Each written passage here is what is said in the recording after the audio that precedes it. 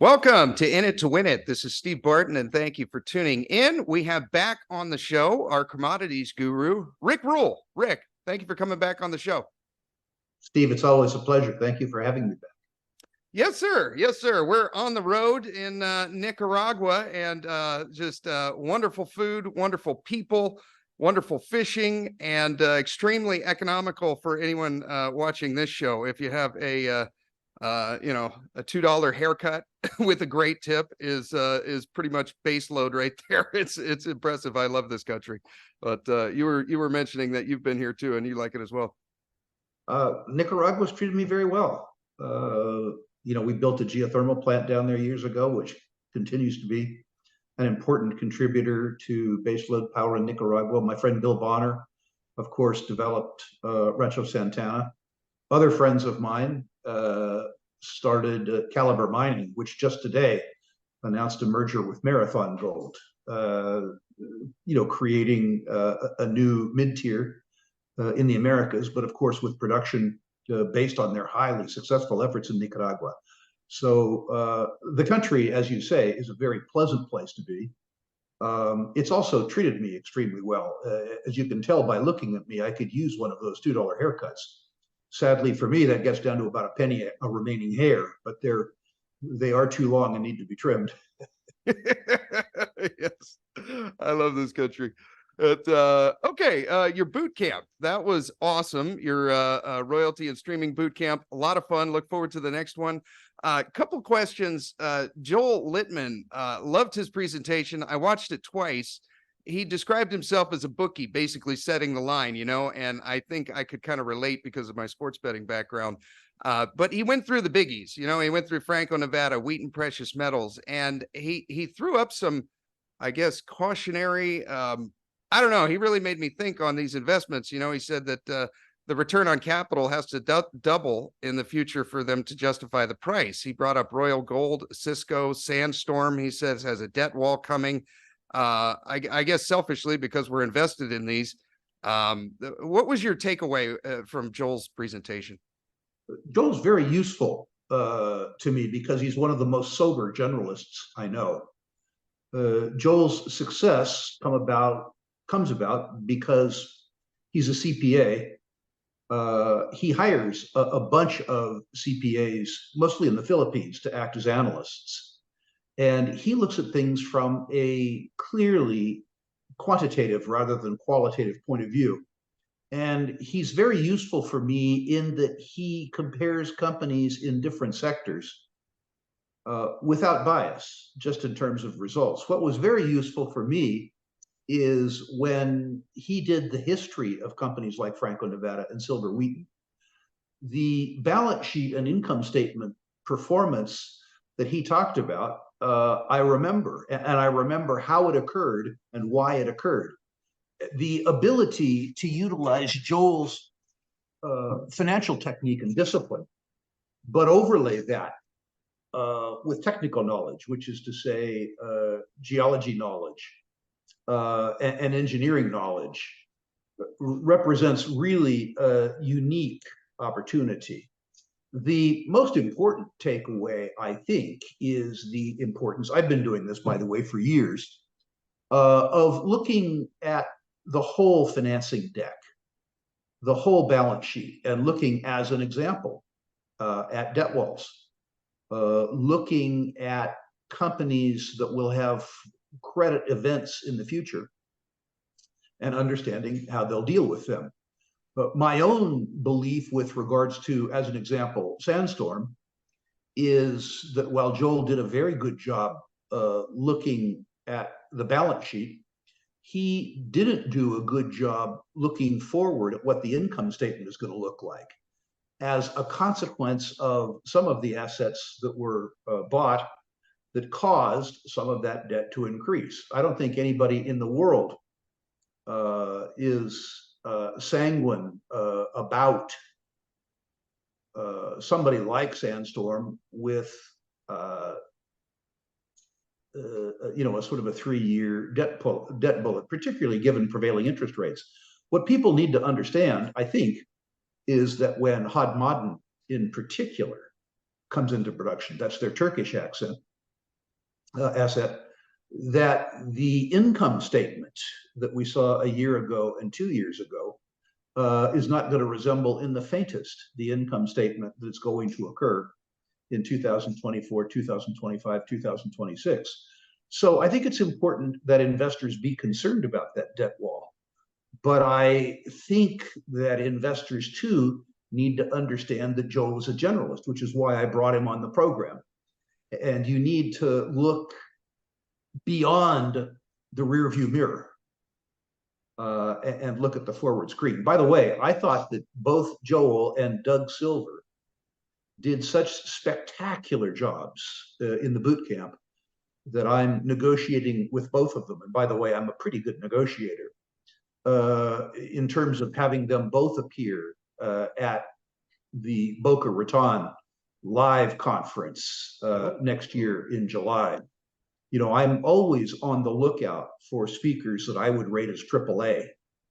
And I thought that Doug Silver's overview of royalty and streaming was as good an overview as any boot camp we've ever had. And that's pretty high praise. And I thought that Joel Littman, as a generalist, as a financial analyst from a generalist perception, similarly was absolutely AAA. Joel Littman is no perma bear. No perma bear. He is not part of the doom and gloom camp. And when you read his concerns about credit markets and equity markets going forward the next 3 or 4 years, you need to understand that this comes from a guy who's almost a perma bull. His narrative is consistently bullish. What has happened is that the data that he looks at is increasingly challenging. He's exactly the kind of guy that we need at our conferences. Yeah, I enjoyed his presentation a lot. Okay, so you're saying specifically with the Sandstorm one that they're going to get a lot more income here in the future, and you don't think the model that he presented accounted for that? He's just looking at the debt wall. He didn't see the increase in revenue that's coming. I think that Sandstorm shareholders need to be concerned about that. Okay. I've been thinking about it for 3 years since the acquisition that built the debt wall. And as you know, I exited my Sandstorm when they bought back a bunch of stock and then sold stock at below the price that they bought it back at. I just thought that was an example of reverse financial engineering. Yeah. I have since looked at the cash flow models that I have myself have done going forward, paying attention to people who are afraid of the debt wall. And I thought about the debt wall in conjunction, with the free cash flow that I see occurring over the next 3 years. And I wouldn't describe myself as sanguine, but I'm attracted to it. The point of all this is not to tell your audience to buy Sandstorm or not to buy Sandstorm. The point of this is educational. It's important to understand the capital stack so that you understand the risks associated with your investment. It's important too not to focus myopically on one aspect of a company's financial health, but rather consider all of the aspects and make your own conclusion. Yeah. When he talks about Franco Nevada in terms of the fact that they need to double their return on capital employed, he doesn't, in that instance, take into account a negative circumstance, which is the ongoing concern at Cobre Panama. The Panamanians, are looking at changing the rules around Cobre Panama and obviating existing contractual arrangements between each of Panama, First Quantum, and Franco Nevada. And given the fact that Franco Nevada needs to increase their return on capital employed rather than have a decrease, this becomes a real concern. Long-term Franco shareholders, myself included, have reason to be completely sanguine about Franco Nevada's coming year free cash flows, except that the people of Panama seem to be inclined to blow a hole in them. When Joel talks about the fact that returns on capital employed have to increase there, that's precisely what should be happening. because of the strength of the acquisitions that they've made, particularly around oil and gas royalties in the last 5 years. The fly in the ointment, of course, is Cobre Panama, which is something that all Franco-Nevada holders must look at and assess from their own point of view. Yeah, that was going to be my follow-up there with the Panama and Franco-Nevada. You read my mind. Okay. Steve Fletcher wants to know on the royalty and streaming. What are Rick's thoughts on the non-precious metals royalty and streaming companies? Can they reach the same multiple as their precious metals peers? They cannot reach the same multiple. Gold and silver enjoy permanently lower cost of capital among investors because many investors have a memory of quantum increases in gold and silver prices in the past. And several precious metals investors, in fact, many, myself included, believe that there's a probability rather than a possibility of real price increases in precious metals in the future. I think a generous estimate of future copper prices might be 100 or 150% gain from here. 300% gain in gold prices would terrify me, but it wouldn't surprise me. The consequence of that is that investors will always pay a premium for exposure to precious metals and precious metals cash flows. That doesn't mean that royalty and streaming companies shouldn't look at base metals businesses. Separate and apart from the cost of capital, ironically, they're better businesses than the gold mining business is. You need to understand that the multiple that you receive will be lower, which means your cost of capital will be higher. But your return on capital employed is likely to be higher too. So there's no one size fits all prescription for investment success. Okay. All right. So short answer, no. There are a lot more upside there. We did an interview with Doomberg recently, and he gave a speech. I think he called it acres and ounces. And he said in the next decade or so, try to transfer some of your net worth, be thinking in the terms of real things, be buying ounces of gold, be buying acres of land. You mentioned on Kai's show recently at the New Orleans conference that you got 2% of your net worth in gold bullion. We've got about the same. We have a little bit more in physical silver. How do you feel about that? Maybe you could give us a minute or two on acres and ounces. Well, I think a sane financial advisor would look at my portfolio and say, I'm out of my mind to own any gold. I'm the largest shareholder of Sprott Inc., which is arguably the most valuable brand name in the precious metals business. To the extent that the gold price goes up, it's very likely that Sprott's assets under management would triple or quadruple, which means that their free cash flow, if that occurred, could go up tenfold. So the truth is that I'm extremely leveraged to gold. And then I'm leveraged to the gold stocks too. I don't own gold because I'm hoping the price will go up. I do own gold because I'm afraid that it will really go up. My gold holdings are not inspired by greed. My gold holdings are entirely inspired by fear. I regard my gold as good but volatile liquidity. So it's important that people assess their reasons for owning gold. That will tell them a lot about how to organize their own portfolio. I hope that helps. When people tell me, often in the comments around these interviews, well, gold has gone nowhere. I began to acquire gold again in, for me, fairly substantial measure in 1998. If you measure the increase in gold price in the period 2000 to 2023, which is my recent experience, the gold price has gone from, if my memory serves me well, $255 an ounce to almost $2,000 an ounce. So when people ask me when gold is going to move, I'm forced to say, well, in the last 20 years, the idea that a sevenfold move is somehow substandard, let's just say it worked for me. Yeah. It's what financial insurance is what it is. Yeah. Okay. Ivania and Jeff want to know about, appreciate learning about Centaurus metals and sovereign metals from Rick, and just updates on the two of them. I'm thank them for that. As you know, Steve, I'm attracted to tier one deposits.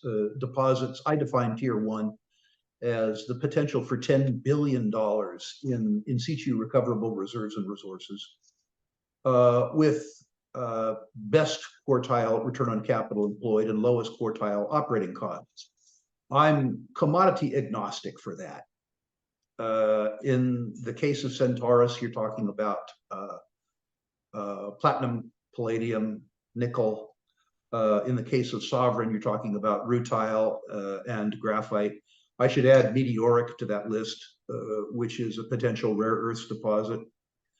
There are unanswered questions surrounding all of these companies. They're in the advanced exploration stage. The fact that I believe that they will become tier one deposits doesn't necessarily make it so.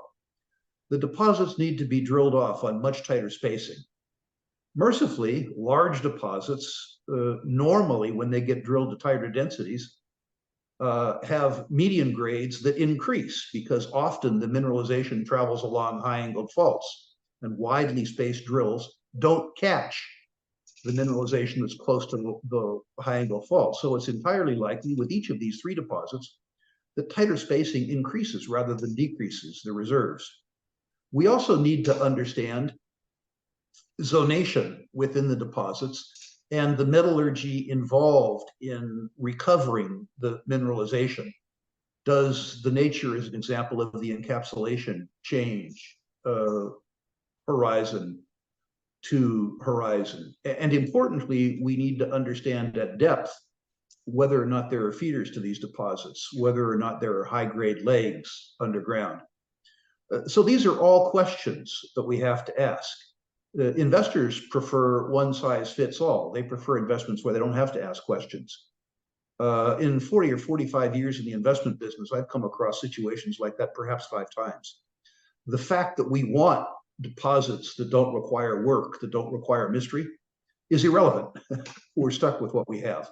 In the case of each 3 of these companies, if you can afford to take the political risk in places like Brazil or Malawi, if you are willing to invest in markets, that is to say commodity markets, that are unpopular, if you are willing to take the exploration risk and the financial risk, these are all stocks that could, I'm not saying will, could be 10 baggers from here.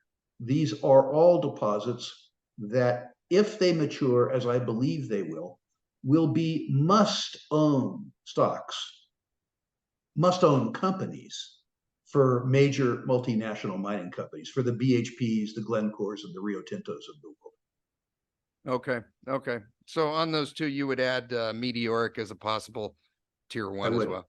Okay. I would. And they're really unknown, which amuses me. Investors seem to prefer to buy, something called gold. And they prefer to buy it in a jurisdiction that they think is low risk, like the United States and Canada. I'm agnostic. I've been screwed by governments on every continent. I believe that the most dangerous government is the one closest to me. And I'm agnostic as to how to make my money. If there was a large sand and gravel deposit that was well located to market and hosted $10 billion in situ resources and was going to be the lowest cost sand and gravel producer on the planet, I'd be on it like white on rice. Yep. Okay. Pragler wants to know, Pan American Silver. I have been adding to my position in Pan American Silver, having sold my Pan American Silver when they announced the acquisition of the Yamana assets. The fact that the Pan American management was willing to accept 100% dilution, that is, issue 100% of their shares in return for new assets, told me that the management team liked the new assets more than they liked the existing assets. And they liked their existing assets less than I did. The consequence of that, knowing that management knew more about the company than I did, I was a seller. the share price has fallen by 40%.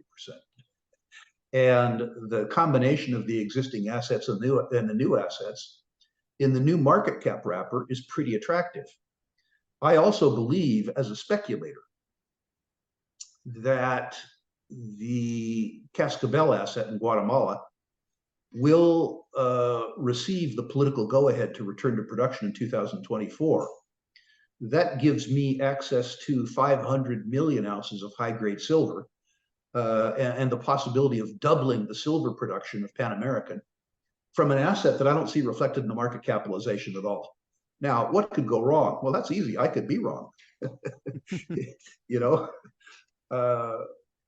but to sort of leaven that a little bit, there's another 500 million ounce asset called Navidad in Argentina that I haven't figured into my valuation, because I try as I have for the last 40 years, I've never been able to understand Argentine politics. They're even stranger than American politics. So I think there's some room for error there. And I think in any upside in gold and silver prices in particular, but even without the upside in gold and silver prices, if they're able to return Cascabel to production, there's much more upside potential than there is downside risk. If you give me higher precious metals prices, remember that high precious metals prices benefit incumbent producers. And Pan American by now is a very, very large incumbent producer.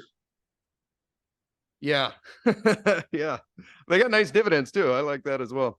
They do. Okay. Wolfgang, our #1 fan from Germany, says, greetings from La La Land, gentlemen. What is Rick's assessment regarding Kazatomprom? So they've just had this turnstile of leadership just going in and out of the company. What updates do you have on Kazatomprom? It would appear from an outsider's point of view, note that I'm not a political scientist. It would appear from an outsider's point of view that there is political turmoil within the ranks of Kazatomprom. And it would appear, unfortunately, that the struggle internally is being won by the old Soviet era politically connected apparatchiks. One of the things that I liked about Kazatomprom is that I considered the middle management at Kazatomprom to be the best of any uranium company worldwide, including Cameco. And unfortunately, some of the talent that I was really attracted to has been allowed to pursue other employment opportunities. When you look at Kazatomprom in the context of asset quality, if you look at them in the way that I asked you to earlier in this interview, return on capital employed, all-in sustaining costs, and in particular, if you look at their ability to return deposits like Inkai to production now that the uranium market has improved, this has the best fundamentals of any uranium company on the planet by a country mile. But there are risks, and I'm not necessarily talking about political risks in Kazakhstan, although those are risks worth discussing too. There are risks around the internal turmoil in the company and how this management turnstile will impact the company's ability to operate going forward. I should note that despite that caution, I haven't sold my stock. Okay. Yeah, their dividends are pretty incredible. Note that they're earned dividends. What did you say? I missed it. Note that they are earned dividends. Ah. My friend Doug Casey describes earned dividends as, quote, outward manifestations of inward grace. I love that phrase. Outward manifestations of inward grace. I like that. Okay. Bjorn and Danny want to know, and a couple other people I can't remember, would like to get Rick's thoughts on Integra Resources. I don't own Integra any longer. I didn't sell it for any bad reasons. It covered every level of greed I had back in 2020. I note that they recently had a change in senior management. The incoming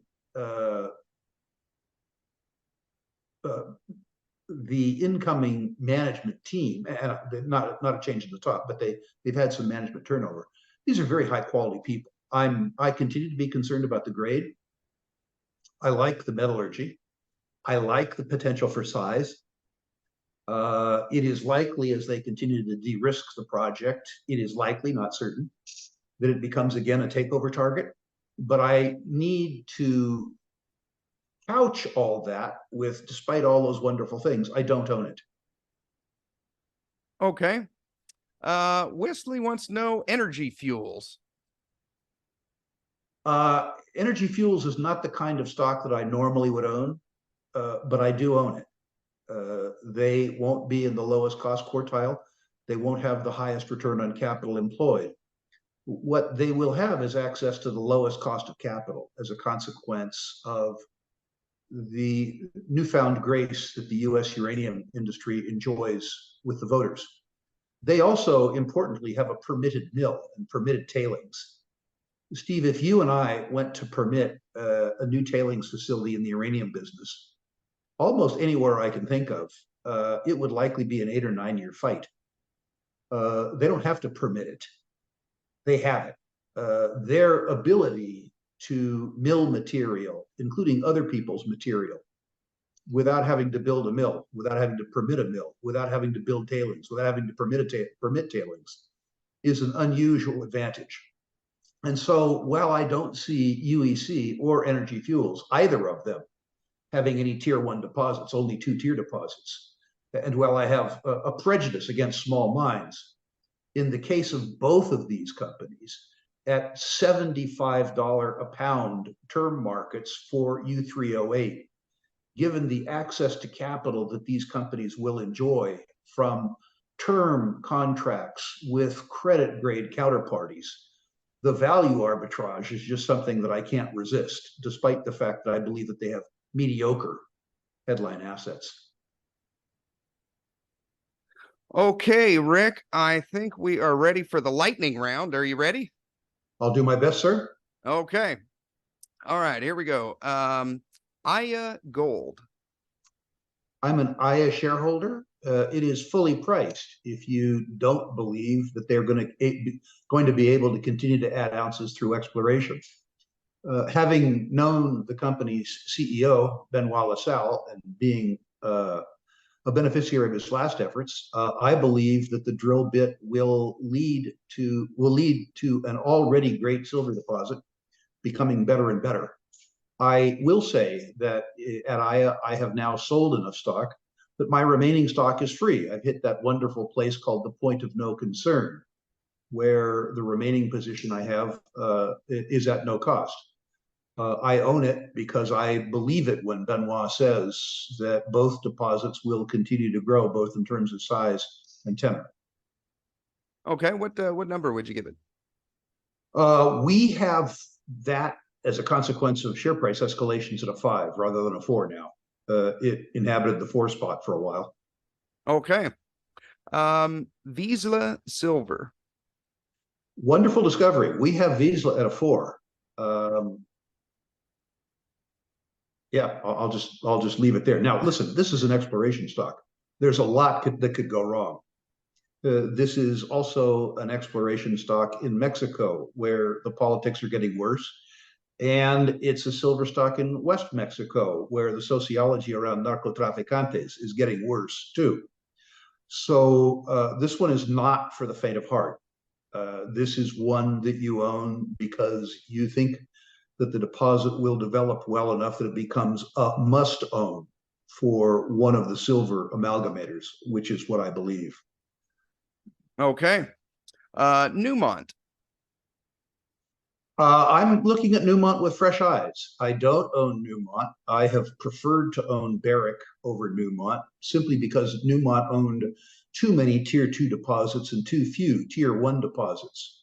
With Newmont's acquisition of Newcrest, I think what you're going to see is a greater amount of cash flow relative to G&A, which is to say, some of the combined management team will be thanked and excused.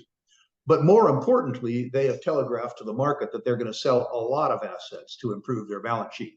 So I'm looking forward to a general upgrade in the portfolio, and I'm looking forward to a larger company, well, the largest gold mining company in the world, with greater liquidity and lower G&A relative to free cash flow. I don't own it. I'm looking at the changes very positively. I think in the very near term, the stock will be under pressure. I think a lot of people owned Newcrest with a view to the fact that Newcrest would likely be taken over. That's happening, which means those people's reason to own the stock is going away. And it's likely that the stock will go away too. Perhaps some of it to me. Okay. What number would you give them right now? I have them as a 5. I need to see some evidence of the restructuring. The fact that they say they're going to do it is interesting, but I want to see, as we've started to see in Pan American, I want to see the proof. I want to see the sales. You know, I need to see that. Lots of people have told me they're going to do great things in my career. Occasionally, some of them have done it. Sometimes it happens. Okay, Encore. I don't know enough to comment, so I'll leave it at that. Okay. Elevate Uranium. Same comment. I don't know enough to comment. Okay. Trillion Energy. Sort of attracted to Trillion, but again, I don't know enough to comment. What they're doing, this sort of wide open basin exploration, is very attractive to me, but we haven't put pencil to paper on that yet. Okay. Stillwater Critical Minerals. Don't own it. Very diversified, very challenging company to get one's arms around. Don't own it. Like the people, less attracted to some of the deposits. Don't own it. Okay. All right. Let's see. We've talked about this one. Any updates? ABRA Silver? ABRA seems to go from strength to strength. I was a little late picking that one up because I remember buying their deposit for Silver Standard for $3 million, and seeing it wrapped in its current market cap was always a little daunting to me. Of course, when you look at the drill results, you understand why. I don't own ABRA, although I did own it in managed accounts. We've since taken some profits in the managed accounts, which is looking like it was a mistake. Okay. Montage Gold. Again, don't know enough about it to comment, really. I mean, let me rephrase that. Very high quality people. In order to give a full explanation of Montage, I shouldn't say that I don't know enough. Explaining the risks and reward around Montage, which I do own, would take longer than the amount of time that you and I have. Okay. It's the type of stock that should probably be owned by an exploration professional, somebody who really understands how to interpret the probabilities of success in exploration, and somebody who can stand the vagaries of West African politics. This team has delivered value in Africa time and again. And so I have nothing but good things to say about them, but this is not the kind of stock that should be owned by the bread and butter exploration speculator. Okay. Okay. And oil, NG Energy. Don't know it well enough to comment. Okay. How about Hemisphere Energy? Same comment. Don't know enough to comment. In Play Oil. In Play Oil, I know fairly well. In Play, I'm attracted to, but I don't own it, simply because there was so much value inherent in the Canadian oil patch that I could buy bigger names for the same expected return. There will come a time when In Play is exactly at the right place at the right time. These guys have been aggregators of assets in the Western Canadian Sedimentary Basin for 20 years, sometimes indiscriminate aggregators, but they've done a wonderful job upgrading the assets that they bought from other people. My only criticism of In Play from the point of view of my own account is that I felt that I could get the same upside leverage from ARC and Tourmaline and Freehold, Prairie Sky and Birchcliff and Peyto. That is to say, I thought I could get the same upside from much larger, much more stable companies, which has proven to be the case. Okay. I think that wraps it up for lightning round. We've got another boot camp coming up in January, I believe is what Callie said. Have you guys picked a topic yet, or? Yeah, this one's going to be about developers, the people that are in pre-feasibility or better, preferably under construction. The boring part of the Lassonde curve. I learned many years ago that for me as a speculator, boring is high praise indeed. And so we'll talk all about things like understanding development stage companies. We will have Doug Silverback to talk about the capital stack in mine developers. It's important to understand where the money's coming from, what the obligations are, and there's nobody better to talk about that than Doug Silver, who was part of $8 billion in capital originations during his point in time at Orion. This is going to be an absolutely fantastic event for people who are interested in the lower risk, not low risk, lower risk side of exploration and development. After the discovery's been made, after the discovery's been proven, likely in conjunction with a feasibility study, this is really where you are talking about circumstances that are likely, though not certain to occur, where the question becomes time. I'm really looking forward to this because this is an underappreciated part of most people's portfolios. I'm delighted that the audience chose developers. Awesome. Awesome. Look forward to it. Any closing thoughts? If guys want to get their portfolio reviewed by you personally, there'll be a link down in the show notes. Rule Classroom. Anything else you want to close on, Rick? Well, with the caveat there that I'm flying to Thailand on Tuesday for some time off with my wife. So please contribute your portfolios to be graded, but please be patient with regards to the grades. I'll be gone for about 2 weeks. The offer goes like this. If you like the way I think around natural resources and precious metals, go to ruralinvestmentmedia.com, submit your natural resource stocks. Please no pot stocks, please no crypto, please no tech stocks. Resource stocks only. I'll grade them 1 through 10, 1 being best, 10 being worst. And I'll make comments on individual issues if I think my comments might have some value. I've done this now 80,000 times in the last 6.5 years. I've learned as much as I've taught. I look forward to doing it again. Awesome. Well, thank you very much, Rick. You have a great rest of the day. I wish you the best on your vacation. Thailand's an amazing country. I hope you have a blast. We'll have a wonderful time there. We've got a lot of friends, so I look forward to some time away from the Northwest cold. Good for you. Right on. And thank you for tuning in. Hit the like, subscribe, and share this with anyone that you think needs to hear it. It's probably your buddy that can't stop talking about tech stocks. Have a great rest of the day, and we will talk to you next time.